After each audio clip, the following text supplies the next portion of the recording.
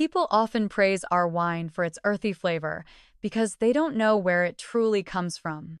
This place, this farm, is the flesh and blood of Richard and me.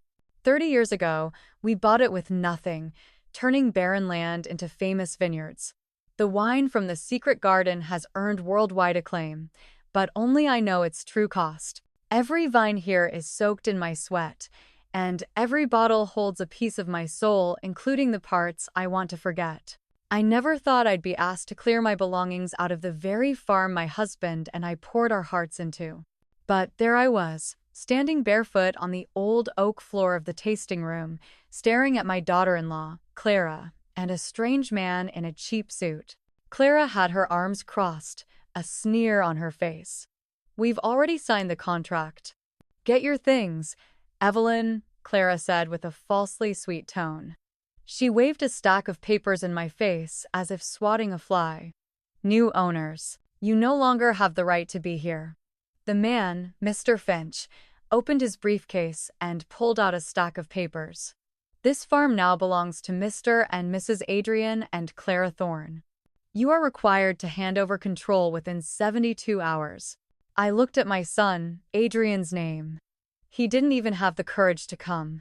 Of course. He was too much of a coward to face me. I calmly walked over and picked up the paper. My signature was clumsily forged, a shaky version that I would never write. "You've made a big mistake," I said, my voice steady, even to my own surprise. "My lawyer will be in touch." Clara showed a flicker of annoyance, as if being bothered by a troublesome fly. "Oh, Evelyn," she said, "you're old, you can't manage anymore. Just accept it." They thought they had beaten me. They thought I would leave quietly. They were wrong. Terribly wrong. I've faced off against those who wanted to steal this farm before, from land brokers to crop-ruining storms. Clara was not the first, and she would not be the last. When I returned, they were gone. The front door was ajar. Clara's perfume lingered like an unwelcome stain in the air. I gently closed the door, then turned the lock with a decisive click. She would not be able to re-enter through that door without a court order. The farm was strangely quiet again. I walked out to the back porch, looking at the vineyards stretching out under the sun. I needed fresh air, clarity. It's not that I was surprised. Not really. Disappointed? Yes. Betrayed? Certainly. But surprised? Not in the slightest. You see, this story isn't about the farm. Not really. The forged documents, the cheap lawyer, it was all a clumsy act. A desperate attempt to break down a door that I had repeatedly refused to open. It began months ago. Not with offers to help with bills, but with questions. Sharp, probing questions, like a surgeon's scalpel searching for a tumor. Did Richard keep the original map of the farm, Mother? Did he ever tell you about the previous owner of this land? And then, the question that made my heart stop. The question she uttered while we were walking through the rows of vines, her gaze not on the grapes, but fixed on a barren patch of land in the distance where nothing grew. "Where's the secret garden, Evelyn? The place where Richard planted the first vines that isn't on the map?" I stopped, turning to look her directly in the eyes. "What are you looking for, Clara? Money? Or something you'll regret finding?" Clara smiled, but the smile didn't reach her eyes. "Just curious, Evelyn. A wife should know about her husband's legacy, right?" "Legacy," I repeated, my voice as cold as stone. "You should be careful what you dig for." After I turned away, I heard Clara whisper to herself, just loud enough for me to hear. "I'll find it, Evelyn, no matter what you hide." Her smile vanished, replaced by a gaze as sharp as a knife. So, no, I wasn't surprised by this morning's ambush. It was the act of a woman who had run out of keys and decided to use a sledgehammer. She didn't want the ownership papers. She wanted what was hidden there. I picked up the phone to call my lawyer. I would set up a play about greed that she wanted everyone to believe. But I knew the truth. This was not a fight for property. This was a fight to keep a secret from being unearthed. I knew this play was just the beginning. Clara didn't just want the entire farm. She wanted to find something hidden here. Instead of calling the lawyer right away, I began to watch. I wanted to see how far she would go. People reveal their intentions not through what they offer, but through what they seek in the shadows. And then I saw it. The unusual things. At night, a faint light shone from the crack in the cellar door. The old oak barrels, which had sat still for decades like loyal sentinels, showed signs of being moved. There were fresh mud tracks on the cold stone floor. Clara wasn't trying to chase me away immediately. She was searching. I knew what she was looking for. She was looking for the secret garden, a special vineyard that my husband, Richard, had planted himself. That garden was not on any of the farm's maps. The wine made from those grapes was the best, a legend among connoisseurs, a priceless asset. And the location of that garden, along with the dark secrets of how Richard had acquired this farm, was hidden in an old notebook of his. The notebook I had tucked behind a loose brick in the cellar since the day he died. I had pretended to go along with it, to let her think she was smarter than me. Because that's what happens when you age quietly. People mistake silence for weakness. But they forget who built this place with Richard from nothing. They forget that I built this farm twice. Once with my husband's strength, and once with my own broken heart. And I would not let a schemer and my cowardly son walk in and dig it all up. I had given her enough rope. And now, she was starting to tie the noose around her own neck. I called Adrian. Not to the formal living room. I called him into the library, where a portrait of Richard hung, his oil-painted eyes seeming to judge from the wall. He walked in, his thin frame looking smaller than ever in his father's shadow. "Mother," he began, his voice weak. "Clara just." "I'm not asking about Clara," I interrupted, my voice cold and even. "I'm asking about you. Why were you in the cellar at night?" He flinched. He looked away, at the old books, at the worn carpet. Anywhere but my eyes. "I was just looking for some old wine," he mumbled. "Adrian," I said. Just one word. But it held the weight of 20 years of silence. And then, he collapsed. Not with a bang, but with a silent crumbling. He sank into a chair, his voice breaking. "Mother, I couldn't stand the whispers anymore. They said Dad cheated, that he stole everything. I thought if I found the garden, I could restore some justice. I remembered the nights when Adrian was little, and Richard would tell stories about the early days of building the farm. 'You'll be proud of your father,' he would say, but his eyes always avoided mine. Adrian grew up in that shadow, always trying to prove he was worthy of the legacy, but always doubting the whispers in town. Adrian clenched his fists, his nails digging into his palms as if trying to restrain something. I saw his eyes darting from Richard's portrait to me, as if begging for my forgiveness before he spoke. He confessed everything. It was he who had told Clara about the secret garden. But not to steal. He said he had always felt guilty about the family's past. About how his father, Richard, had used dirty tricks to bankrupt the farm's previous owner, then bought it for a pittance. Adrian thought that if he found the secret garden and shared the money with the descendants of the previous owner, he could atone for his father's sins. "I just wanted to do the right thing, Mom," he cried, tears streaming down his pale face. "But Clara," she turned it into a takeover. And that's when I understood. It turned out, Clara didn't just want money. Her family was the descendant of the previous owner Richard had harmed. I had heard the whispers from town about a family that once owned this land before us.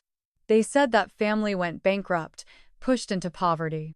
Clara, with her sharp eyes and elusive voice, was certainly no stranger to that story. She didn't want to share. She didn't want justice. She wanted to take back everything and ruin my family for revenge. I sat there, listening to my son's sobs. He thought he was atoning for a financial crime, a business deceit. He didn't know that the crime Richard had buried under the vines was much, much darker. The game had changed. This was no longer a fight with a greedy person. This was a confrontation with a ghost from the past, a ghost that had returned to collect a debt in blood. Now, the battle became a race. I was the only one who knew where the notebook was hidden, inside a secret alcove behind the wine rack in the cellar. That night, I snuck into the cellar. The air was cold, heavy with the smell of earth and rotting oak, as if the secret was seeping out of the walls. I walked to the last row of shelves, where dusty bottles no one remembered were stored. My hand traced the cold bricks. 1, 2, 3. The fourth one. I pressed it gently. It sank inward. The secret alcove appeared, dark and silent. And there, Richard's old leather-bound notebook lay dormant. I had never opened that notebook since the day Richard died. Every time I thought about it, guilt would squeeze my chest, as if I had helped him bury that secret. My hands trembled as I touched it. My breath froze in my chest. I had it. Just as I pulled the notebook out, a blinding light shone directly on my face. I squinted. Two figures stood at the cellar door. Clara and Adrian. "Give it to me, Evelyn," Clara ordered.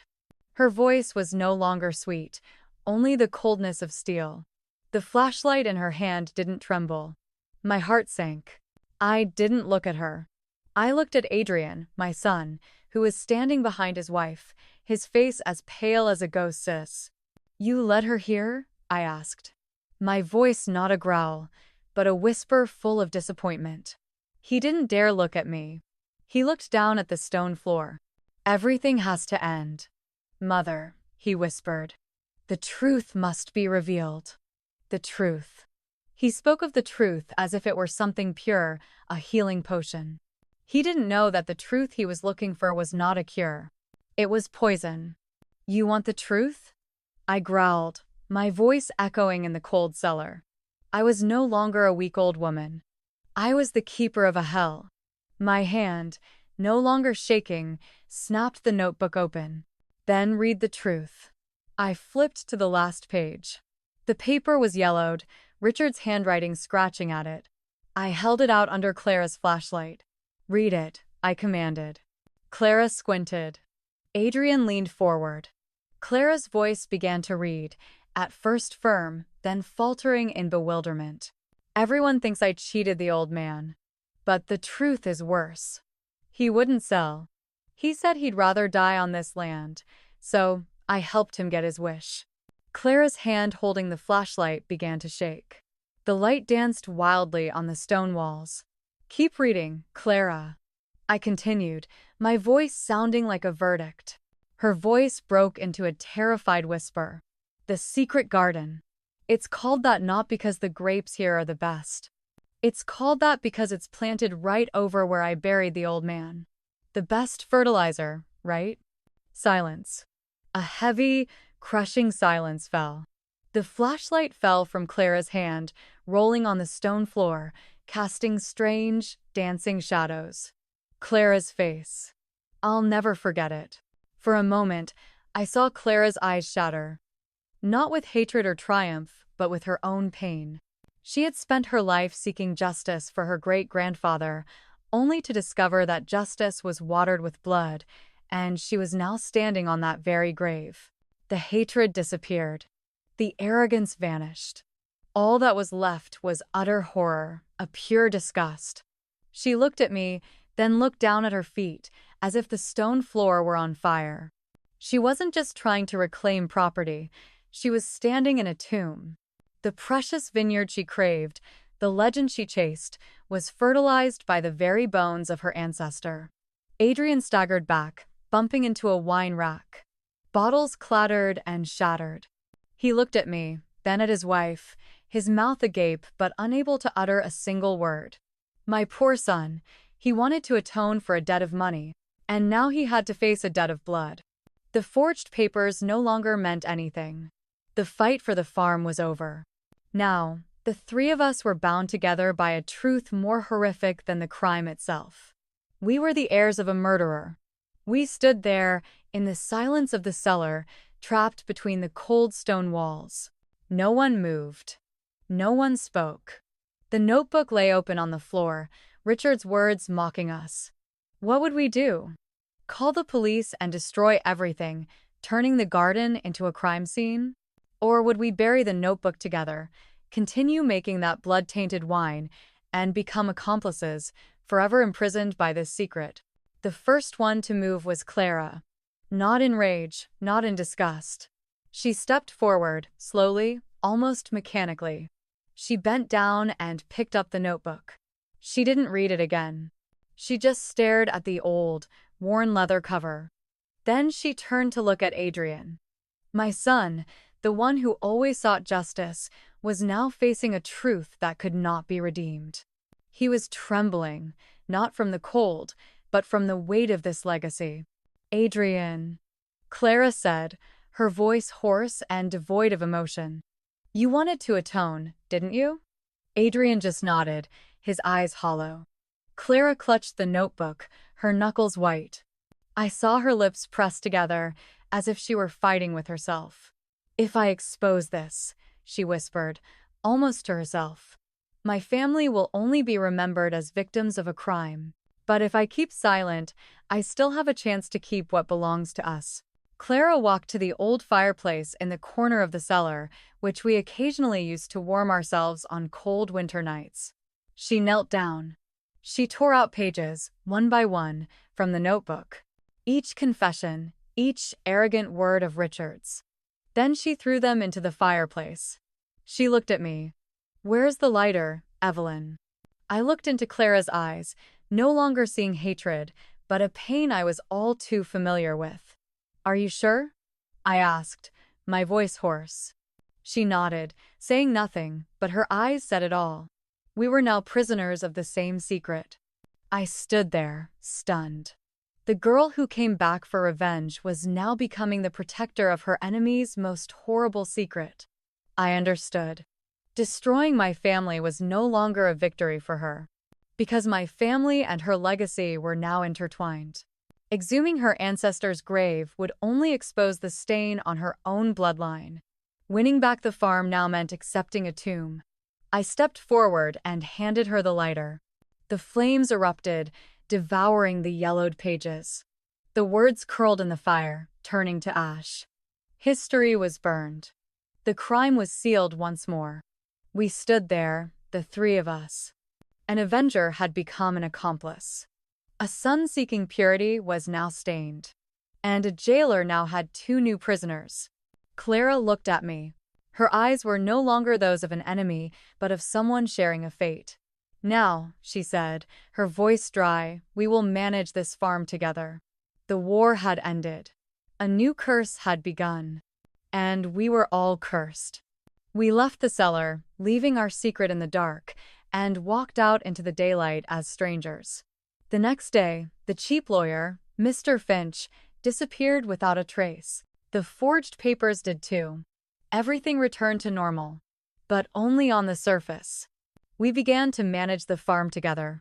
It was a silent, tense pantomime. Clara was no longer my daughter-in-law. She was my partner, a partner with constantly vigilant eyes. She learned to make wine with a strange obsession, as if she were trying to find the taste of truth in every drop of wine. Adrian was completely broken. He wandered the farm like a ghost, avoiding both me and his wife. He no longer spoke of justice or atonement. He was just silent. Sometimes, I would see him standing for a long time at the edge of the secret garden, staring at that patch of land as if he could see through the earth. Our relationship became a web of suspicion. We ate at the same table, but no one looked each other in the eye. We talked about the weather, the price of grapes, new orders. We talked about everything, except the one thing that mattered. That silence was worse than screaming. It was a slow-acting poison, corrupting every vine, every bottle, every breath we took. The farm had never been more prosperous. The wines from the secret garden, which we now secretly blended, were hailed as masterpieces. People said it had a deep finish, a hint of soil. Every compliment was like a knife twisting inside us.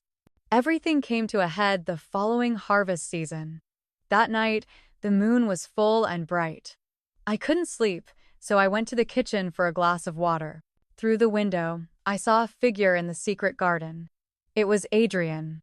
He wasn't just standing anymore. He was kneeling on the ground, and in his hand was a shovel. He was digging. My heart stopped. I rushed outside, without even putting on my shoes. Clara was already there, running from their house. Both of us stood frozen, watching my son, her husband, frantically digging up the cursed ground. "Adrian, stop!"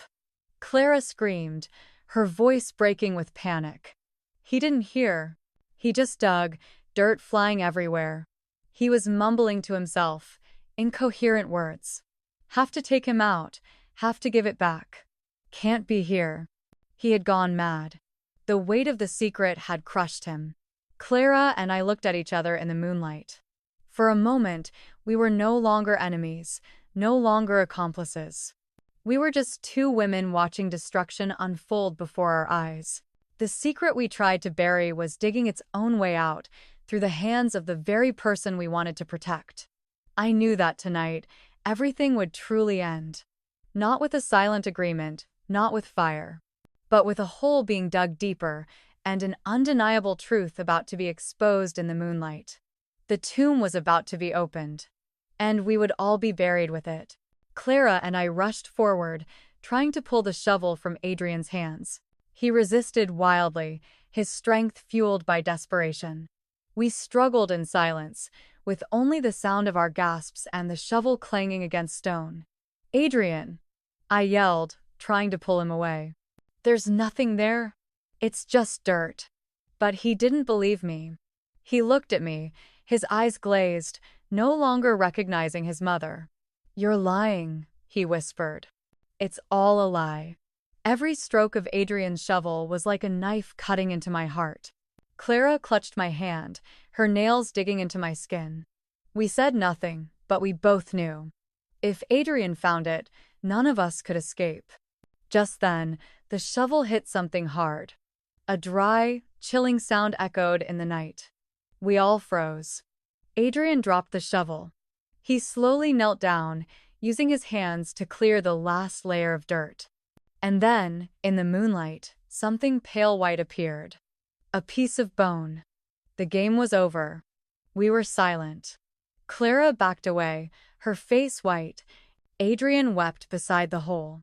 A strange sense of relief washed over me. The burden I had carried for so many years had finally been set down. I was the one who went back inside and made the call. I didn't call the lawyer. I called the police. When they arrived, they saw a strange scene. An older woman standing calmly on the porch. A younger woman sitting on the steps, her eyes vacant. And a man crying beside a freshly dug hole. I told them the whole story. No hiding, no excuses. I told them about Richard, about Walter, about the notebook, and about 20 years of living on a grave. I handed over my legacy, a legacy built on a crime. They sealed off the secret garden. Journalists flocked like vultures. The name of the Thorne family and the legendary vineyard became a shocking scandal. Our legacy had turned to ashes, quite literally. Adrian was taken to a treatment facility. His mind could not bear the weight of the truth. Clara, after giving her statement, quietly left. I don't know where she went. Perhaps to find a place without ghosts. Her debt was paid, but in a way she never wanted. The revenge had destroyed both her and her enemy. The police didn't find any evidence to charge me. I didn't hold the knife, didn't dig the hole. I was just the one who kept Richard's secret for 20 years. But when they sealed off the garden, I knew I wasn't innocent either. I had lived on that grave, sold wine from it, and let it poison my family. I was allowed to stay at the farm while waiting for legal proceedings. Now, I sit alone in the empty house. The farm is silent, no more laughter, no more tension, only the sound of wind blowing through the abandoned vines. Sometimes, I walk to the edge of the sealed garden. I no longer feel fear. I no longer feel guilt, I only feel empty.